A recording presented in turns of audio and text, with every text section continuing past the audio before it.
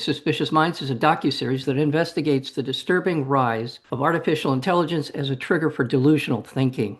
Through powerful first-hand accounts, in-depth interviews with leading experts in psychiatry, neuroscience, and AI ethics, the series unpacks a growing psychological phenomena, individuals developing complex, often life-altering delusions rooted in AI technologies. This is that and much more. If you don't sit down with somebody and talk about this after you've seen it, I don't know what to tell you, because this is something we should all be thinking about at very least. And we are joined today by the creator as well as director of this documentary series, Sean King O'Grady. Sean, welcome to Cinemaphile. Yeah, thanks a lot for having me, Mike, and thanks for that intro. I'm really glad that you connected with the series the way you did. Yeah, there's so much here, and I'm glad that in some ways, at least the perception, if not the reality, you're ahead of the curve in the sense of making people aware of this, even if they haven't heard of it yet. And I believe what I see in the documentary, you will be hearing about this, the impact of AI on our mental state. What put you onto this? So there's a book by Joel and Ian Gold called Suspicious Minds: How Culture Shapes Madness, The Truman Show Delusion, and Other Strange Beliefs, which I found a couple of years ago and I just loved. It was a look at delusions and psychosis and culture's role in delusions and psychosis more generally. And the book was written in 2014, like way before people were lay people anyways were interacting with AI on a daily basis. And in the book, it talked a lot about the dangers of social media as a technology, potentially that could be the catalyst for the greatest mental health crisis that humanity has ever seen. And that sort of implanted in my brain. And we started working on this documentary series that was very future facing. It was what could happen, what could be this potential mental health crisis. And it was truly surreal. While we were working on it, a close friend called me and said, "You're not going to believe this. I was working with my chatbot this morning and I woke it up." And I, of course, said, "Woke it up? What do you mean?" And my friend said to me, "It's conscious. It has become self-aware." And I, a pretty wild experience followed, but to me, I thought that this was this strange coincidence where I was working on this project about delusions and psychosis, and somebody close to me happened to develop a delusion around AI. Well, I realized pretty quickly this was not an isolated incident when I started reading all these reports of people who were experiencing these AI delusions, and some people who were becoming psychotic during their these what people are now calling AI spirals.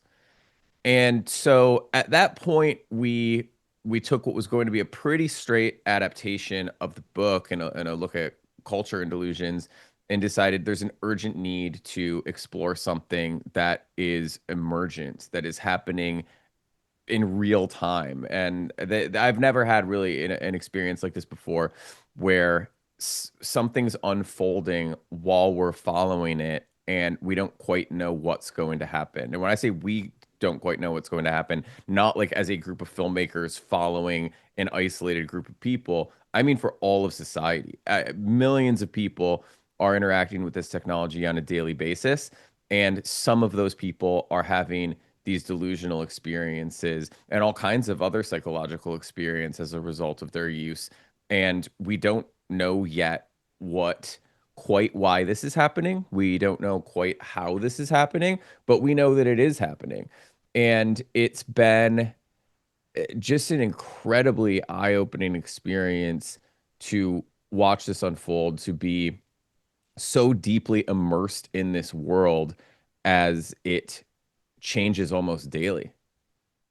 Just in terms of my very uneducated perspective on technology, you can go back to smoke signals as a technology, right? Communication between people, all the way up to, through the telegraph and telephones and TV and the internet. And so often it's taken its toll on people, as you allude to in the first two, one of the first two episodes. The railroads had this kind of impact on people.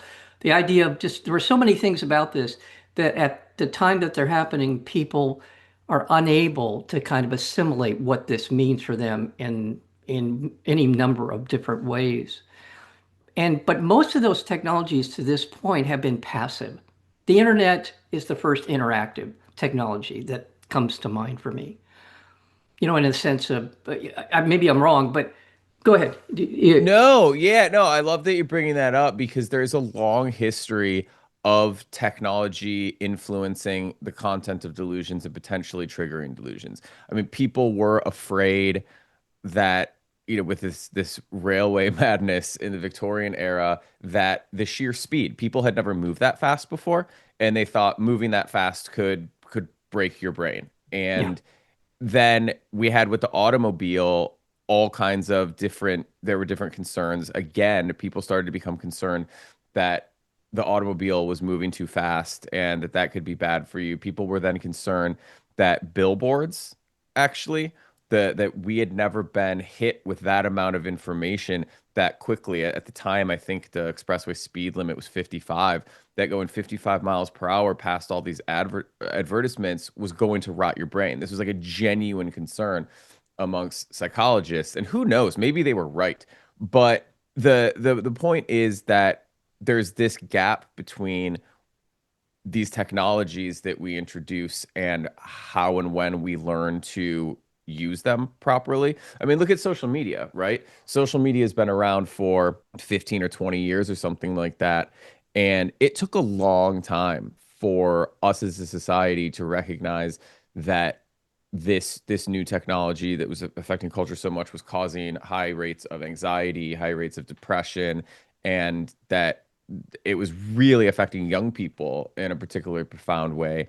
And it took a long time then, once we realized that, to step in and say, okay, we should probably do something about this. Should we be limiting social media use? Does there need to be government regulation? There's all these questions that come up. And the thing about the large language models and this current wave of AI that most of us are interacting with on a daily basis is that it's happening so fast that we don't quite know what the effects are going to be yet. And even if we do, we don't quite know how to react to that. Mhm. And beyond that, I think yeah, I put a lot of thought into this over the course of making this series and talking to so many both experts and people who have firsthand accounts of chat GPT spirals that, and sorry, AI spirals. It's not just chat GPT, it's AI in general, just AI chatbot spirals. I've put a lot of thought into saying, okay, is this just another instance of we get a technology as a society and as a species, we don't understand it yet.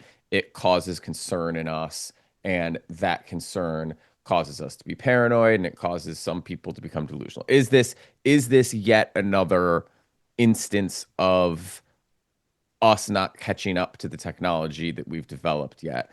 And the one thing that I keep coming back to is that there is something, yeah, sure, some of that could be happening to a certain extent, but there's one thing that's fundamentally different about this technology as opposed to all previously developed technologies, which is that none of those previously developed technologies could talk to you.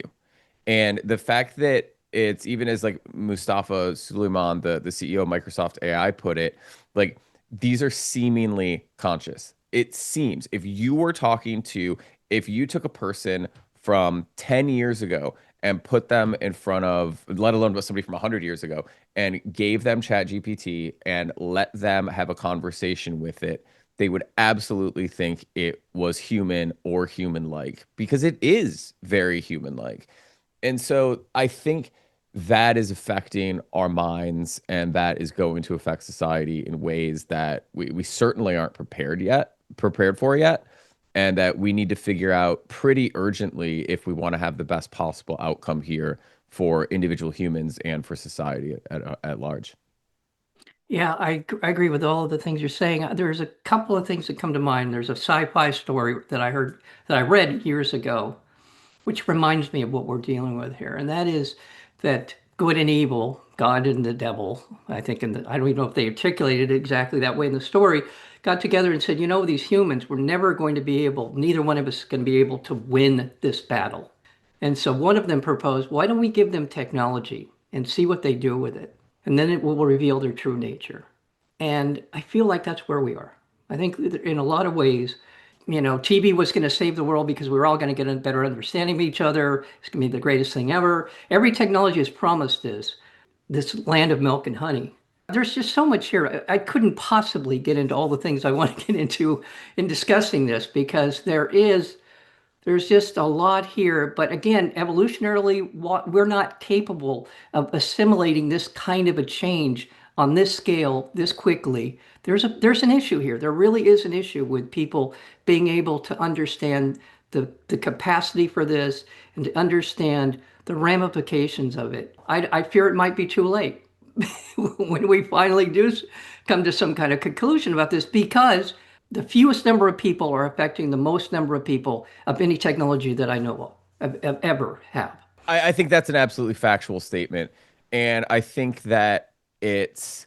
I would love for you to send me that short story. I'd love to read it. It sounds really fascinating, and I think if technology reveals our true nature, then what we are putting on the internet terrifies me. That terrifies me for to think of what we are. So it's not a chat bot, but Sora 2, OpenAI's image generator, video image generator, just came out a week or two ago. And there's two things that are kind of going viral on it. One of them is Stephen Hawking doing all sorts of like wild athletic feats. And another is Bob Ross painting, in some cases, fine things, but in some cases, pretty horrific things. Like I keep seeing Bob Ross painting the Twin Towers. And in one case, he's literally saying, like in Bob Ross style, like, I need this happy little puff of smoke coming off of this building. It's horrific. And then I saw the worst thing yet, which was Bob Ross trying to get Stephen Hawking to sit still for a portrait. And when Stephen Hawking wouldn't stop moving, Bob Ross tells him to shut up and punches him in the face. Yeah. And to me, if we have this technology that could allow you to see any wondrous thing that you can possibly imagine that we haven't been able to see yet as humans, and the thing that you want to see is one beloved figure punching another beloved figure who can't move in the face, like what does that say about us? That it's truly terrifying. I hope for the best Yeah, I on do all. too. And I think, my opinion on this is not, I'm not like a full-blown AI doomer. I think that there's a lot of potential benefit that can come from this technology, AI in general, and also chatbots. I've had conversations with people who have profound companionship relationships with their chatbots. It's improving their lives. I've also talked to people whose lives and relationships have been destroyed as a result of their chatbot use. So I think to your takeaway from that short story about technology revealing humanity's true nature, I also think it's a lot about how we choose to use technology Mhm. that will determine our outcome with it. And to me, that's where I hope that this series can play a role, is we need to decide as people, as a human race, we need to decide how we want to interact with these chatbots, how we want to organize society around AI, even if we even do. And we also need to educate ourselves for both like the benefits of this technology and the pretty extreme dangers of it.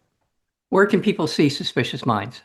YouTube, you can see the video version on YouTube. You can go to youtube.com/agoric media, or if you just search Suspicious Mind Psychosis, it's the first thing that pops up. You can listen to the audio version on Apple, Spotify, or wherever you get podcasts. You can search Suspicious Minds in your podcast app or Suspicious Mind Psychosis, and you'll find it. We're the orange and black logo just in time for Halloween. We've been speaking with the director of this incredible. You really should check this docuseries out because and the website and all of the variations here. Suspicious Minds, Sean King O'Grady. Thank you so very much for your time today. Appreciate it and all the best. Oh, thank you, Mike. I really appreciate it. Thanks for your time. Thanks for watching it.